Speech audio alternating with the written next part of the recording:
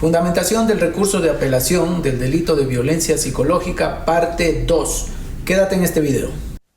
Y en el numeral 5.1, que establece los procedimientos de diferenciación para realizar pericias psicológicas, dice lo siguiente. Literal C.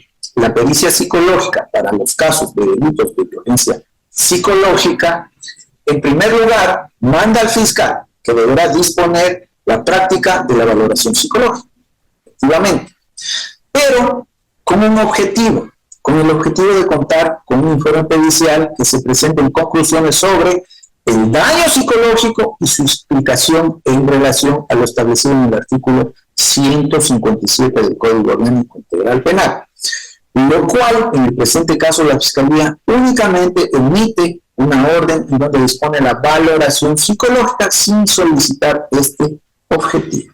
Señores jueces, a continuación dice el protocolo: el perito psicólogo en su evaluación estará encaminado a delimitar la existencia del daño psicológico que es. Es decir, el perito está obligado a determinar la existencia del daño psicológico. Y el Consejo de la Judicatura, y esta resolución manda y le dice, esto es daño psicológico punible. ¿Cuál es el daño psicológico punible? Y le dice, primero, el daño psicológico punible son las consecuencias psicológicas derivadas de un delito. Primer daño psicológico punible. Segundo, las consecuencias de un suceso negativo que desborda la capacidad de afrontamiento. Segundo daño psicológico punible. Y tercero, cuando una persona presenta un deterioro, disfunción, un disturbio, alteración o trastorno que afectan sus esferas afectiva, intelectiva y o volitiva con un claro origen vivencial traumático. Tercer daño psicológico punible. Es decir, en esta resolución, el Consejo de la Judicatura les dice a los psicólogos que el daño psicológico punible es el que se ha detallado en la referida resolución y que de acuerdo a esto se hagan las valoraciones psicológicas. ¿Dónde lo podemos encontrar? En la resolución 072-2018, en las páginas 101 y 102. Además, señores jueces, a continuación es mandatorio para los peritos y dispone el protocolo. Dice, todas las pericias que tengan como objetivo la evaluación de daño psíquico deberán establecer 3 elementos básicos, los cuales deben tener sustento técnico y científico. Es decir, todas las valoraciones psicológicas deben tener estos 3 elementos básicos, sustanciales y mínimos. Es decir, primero, establecimiento del daño psicológico, pero no cualquier daño psicológico. El daño psicológico que ya hemos referido de la resolución. Segundo, la existencia de un nexo causal entre la respuesta psíquica y el hecho denunciado. Y tercero, la valoración de riesgo en que se encuentra la persona evaluada. Estos 3 elementos son básicos en todo informe psicológico que hacen los peritos en esta clase de delitos. Si ustedes revisan los testimonios de los peritos que realizan el informe psicológico, ninguno cumple con estos 3 elementos dispuestos por el Consejo de la Judicatura, porque no establecen el daño psíquico, menos aún el nexo causal entre la respuesta psíquica y el hecho denunciado, y tampoco existe una valoración de riesgo. En este sentido, señores jueces, es necesario hacer un análisis del contrainterrogatorio que se realizó a los testigos en audiencia de juicio. Vamos por el primer testigo. El testimonio de Iván Pérez Álvarez. Este testigo es un médico psiquiatra del Hospital Pablo Arturo Suárez que la Fiscalía le trajo como testigo. Y se le pregunta a este testigo, ¿cuál es el diagnóstico que encontró? Dice, el diagnóstico fue episodio depresivo moderado. Tengamos en cuenta, señores jueces, el diagnóstico, porque es contradictorio con todos los otros psicólogos, ¿no? Dice, la señora presentaba una enfermedad tipo psiquiátrico, dice, pero se le pregunta si esta enfermedad podría ser a causa de una separación. Y él responde, sí podría ser causada por la separación en una relación sentimental. Se le pregunta, ¿qué son signos, síntomas y patología? Este médico aclara que signos son cuestiones físicas, es decir, lo que observa en la paciente. Síntomas son los que manifiesta o dice que tiene la paciente, y patología es ya la enfermedad. Tengamos en cuenta esto, señores jueces, porque los otros psicólogos ni siquiera diferencian lo que es signos, síntomas y patologías. Se le pregunta, a este psiquiatra si fue a consecuencia de algún hecho que participó el señor, y él responde, no soy psiquiatra forense, me dedico a la parte clínica.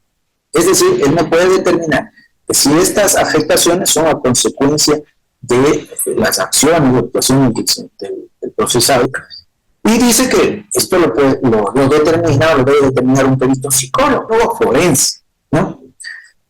Entonces, en ese contexto también se le pregunta sobre la veracidad de los hechos, si los hechos que le ha narrado esta persona, esta paciente, son verdaderos. Y él responde, no conozco sobre la veracidad de los hechos referidos por la paciente. Es decir, que no sabe si son reales o son ficticios. Señores jueces, a continuación tenemos el testimonio de la señora Teresa Llanera Almeida Bravo, que es la psicóloga de la unidad judicial. Y a esta señora se le hace las siguientes preguntas. Si usted es una psicóloga forense, dice, no, yo soy psicóloga clínica, pero soy perita. Es decir, no es una psicóloga especializada, como dijo el psiquiatra anteriormente, ¿no? Se le pregunta al ser perito que si aplicó el protocolo de la resolución 72-2018. Y ella contesta, se aplicó el protocolo de la actuación otorgado a la función judicial y el Consejo de la Judicatura.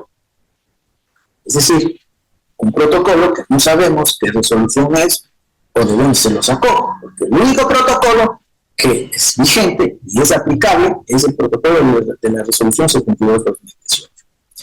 Se le pregunta, ¿puede determinar las fechas de los hechos referidos? Ella refiere varios hechos que ha pasado su paciente, pero se le pregunta, a ver, explíqueme, ¿en qué fecha sucedieron estos hechos? Y responde que no puede determinar las fechas en que ocurrieron estos hechos. Asimismo, se le pregunta, para que defina, ¿no? ¿Qué es el daño psíquico para usted?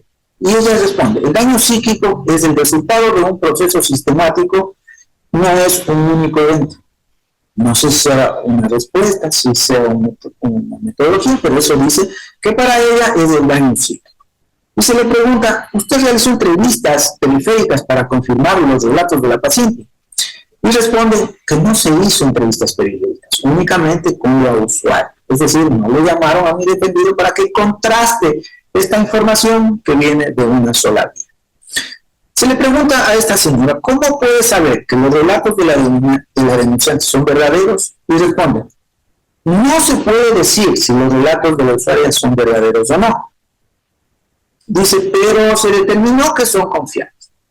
No dice cómo los determinó, únicamente establece que para ella estos relatos son confiables. Se le pregunta, ¿cuál es la intensidad del daño? A veces son daños graves, no como lo establece la resolución. Y responde, no pude identificar la intensidad del daño psicológico. Entonces, señores jueces, esta señora no sabía dónde estaba parada, no sabía ni siquiera qué es daño psíquico, y en ese caso no se debió haber considerado para que sea una prueba para condenar a una persona por un delito que no ha podido probar quienes son llamados a probar la existencia de un daño psíquico grave, como lo establece la resolución. Si quieres parte 3, házmelo saber en los comentarios. Y si te gusta el derecho penal, dale me gusta a la publicación,